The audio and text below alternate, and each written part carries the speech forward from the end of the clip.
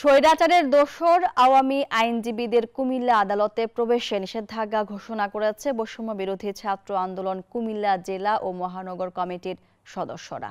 সকাল থেকে কুমিল্লা আদালতের বিভিন্ন ফটকে অবস্থান নিয়েছেন তারা। এ নিয়ে বিস্তারিত জানাতে কুমিল্লা জজ কোর্ট থেকে যুক্ত হচ্ছেন সহকর্মী HM মহিউদ্দিন। মহিউদ্দিন, আদালত প্রাঙ্গণের কি চিত্র দেখছেন আর আইনজীবীদের বাধা দেওয়া হচ্ছে কিনা এ বিষয়ে কোনো তথ্য আপনার কাছে আছে কিনা জানাবেন।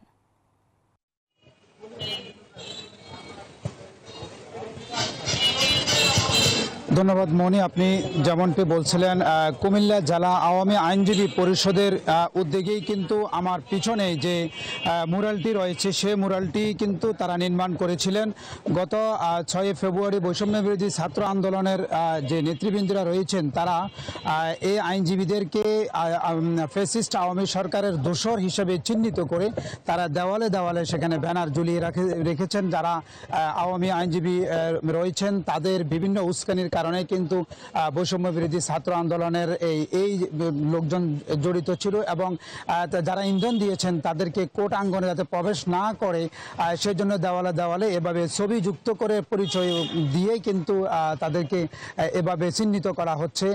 আজকে সকাল থেকে কিন্তু কোর্টের বিভিন্ন গেইটেই বৈষম্য বিরোধী ছাত্র আন্দোলনে যারা এই জড়িত রয়েছেন আইনজীবী তাদেরকে চিহ্নিত করা হচ্ছে এবং আদালত প্রাঙ্গণে কিন্তু তাদেরকে বিভিন্ন পটকে তাদেরকে যে কে কোথায় অবস্থান করছে এই বিষয়গুলো নিয়ে তারা কিন্তু অবস্থান করছে এবং যারা আসতেছে আওয়ামী আইনজীবী তাদেরকে কিন্তু বাধা দেওয়া হচ্ছে এবং গতকালকেও 2 জন আইনজীবী এখানে আসার কারণে তারা লাঞ্ছিত হয়েছেন।